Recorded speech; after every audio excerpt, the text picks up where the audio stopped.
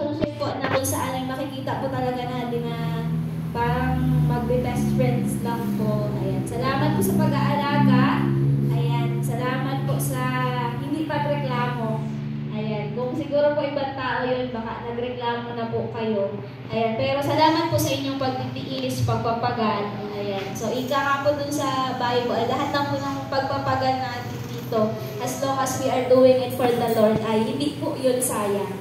Ika nga po. And, meron po kaming i-prepare na kaunti lang naman po. Meron po. Ayan po naway hindi nyo po makita nyo po yung laki ng puso namin sa pagbigay po namin ito sa inyo. Ayan, so natawagan po yun. At yung mga kabataan baka gusto nyo, yung bigat pa naman nun. Nabibigat po nun. And the same, kung kayo po ay nagiging ama sa aming buhay, meron po kaming ina. Ayan, so inatawagan po sa unahan ang kapartner ni Pastor Brian, si Ate Aisa. Ayan. Ayan, so diyan ka lang sa baba. Diyan ka sa taas din.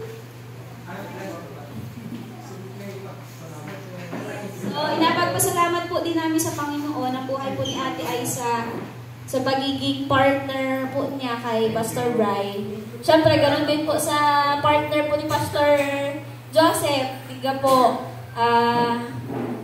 siyempre, wala lang absent lang po ang partner. Si Pastor Jet po ay soon. Soon yung wife. Ayan. Malapit na po yung kay Pastor Jet. Ayan. Na-depression na ba kayo? Sorry.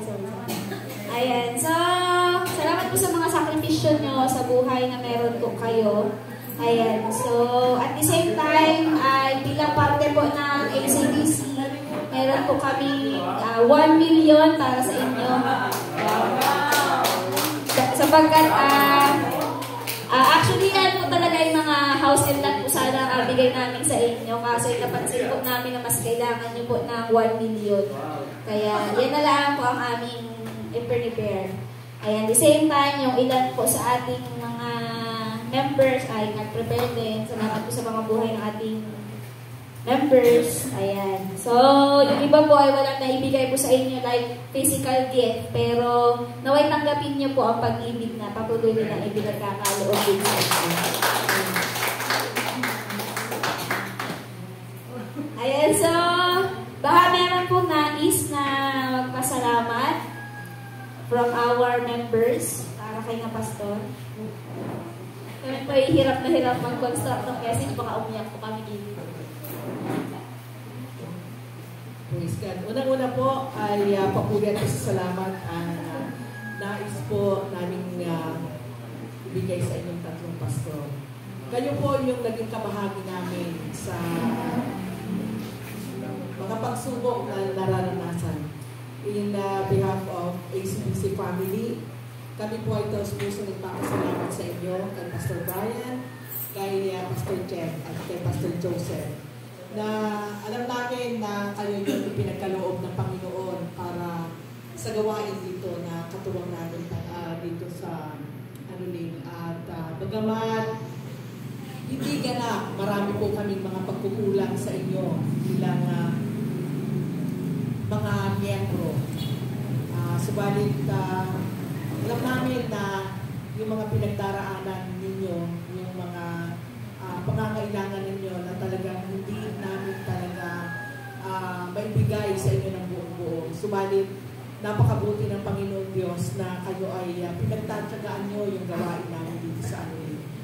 At ngayon yung araw at oras na pagbibigay namin ng pasasalamat sa inyo, na ang salitang salamat ay hindi sapat-sapat upang maibalik sa inyo yung kahalagahan ng paglilingkod ninyo sa amin dito sa Anulin.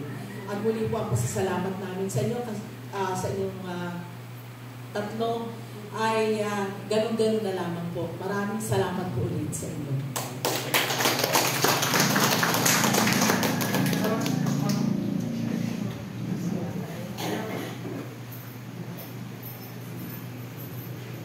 Sana expose pa in behalf ko, Sister Erlene, Brother Melvin, at saka SBC family po ay kami po nagpapasalamat sa pagtatsaga, pagtitiis, bilang pastor sa Adonai Christian Baptist Church. Hindi po basta-basta maging pastor kasi po ay lahat ng problema ng mga member sa church ay ina-absorb ng pastor. Talagang malaking tungkol pa rin po.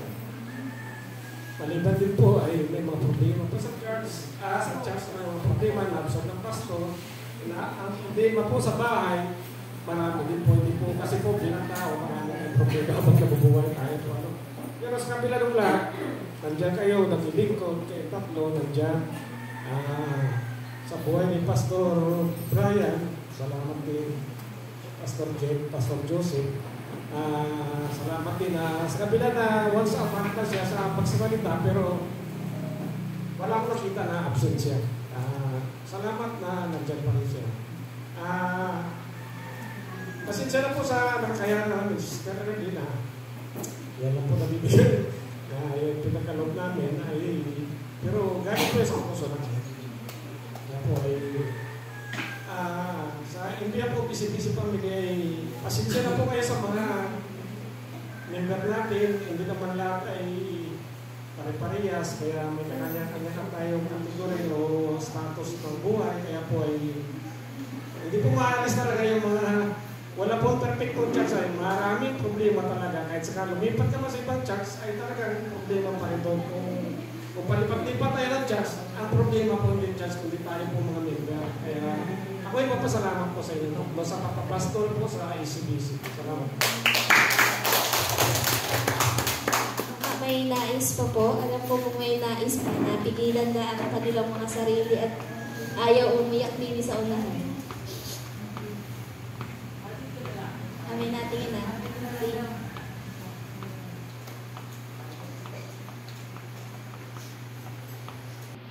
Naiiyak lang. Kaya this time ko isa rin ko yung mga. Pero sabi ko lang po salamat sa inyo sapagkat sa final pare-parehas tayo magkikita.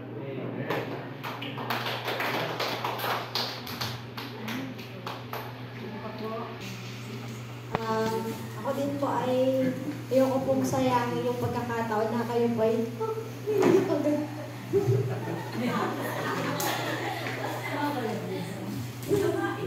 kayo po pala natawa-tawa po na ayoko po na lang po na kayo po ay pasalamatan. Alam na alam po yun ni Atay sa kung paano po ako nagpapasalamat po sa buhay po ninyo. Ganun din po sa buhay po ni Pastor Brian at ni Ate Aiza sa kung paano po baga ako ngayon sa Panginoon ay isa po sila sa ginamit ng Panginoon. And lubos po ako nagpapasalamat. Sa inyo din po, Pastor Joseph, kay Kuya Jet, kala Kuya Jet na nampun po ako ng mga pagkakataon na halos na ako tumira. Yung wala ka pong mararamdaman at maririnig na parang pabigat at palamangin sa bahay. Salamat po, Kuya, sa pagtanggap bilang parang kapatid na din. Si Kayla lang po hindi masyado natanggap talaga sa akin. Yun po, salamat po sa buhay ninyo na kayo po yung nagiging instrumento kung paano po kami nagiging. Hindi nyo po yun alam siguro, pero kung alam nyo lang din po yung impact ng buhay ninyo sa amin,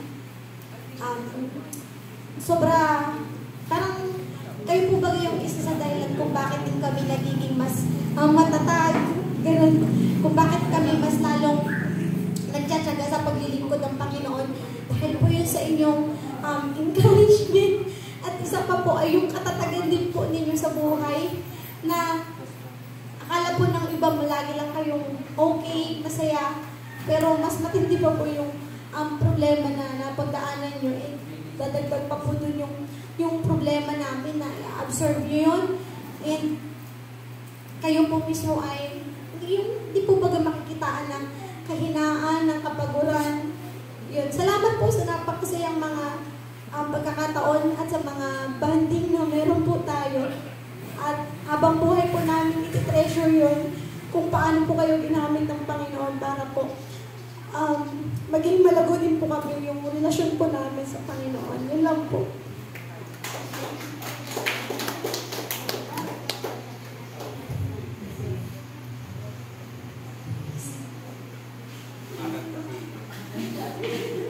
Gandang umaga po sa ating lahat. Hindi po ng mga kabataan. Ako din po ay nagpapasal pa. Hindi po ako. Yan.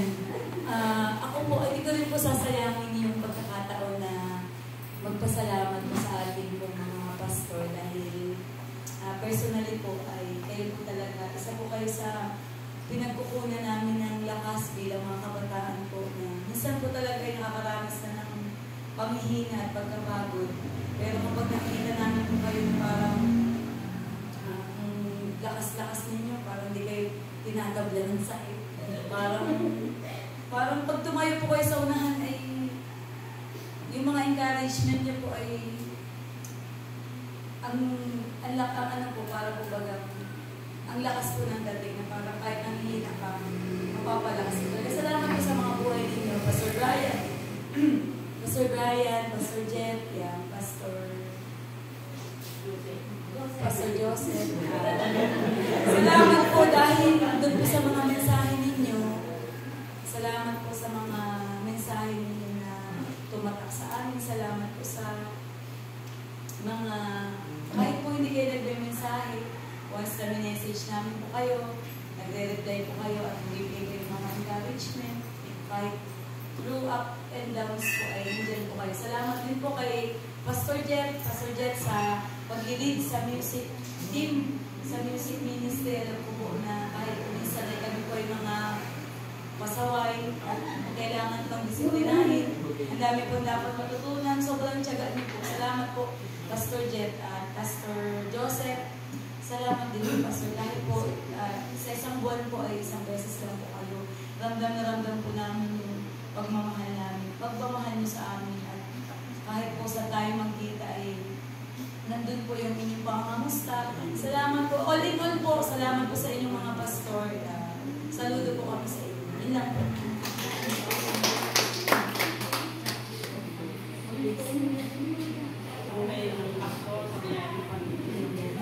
Una-una sa buo, ako po yung talagang walang ilan ng pasalamat dahil dumating po ako dito sa class na ito ay ang parang lang ulap na ganyan sa babaw ng ano. Pero sa ngayon, parang ito ay may una dahil sa buhay ng ating mga pastor.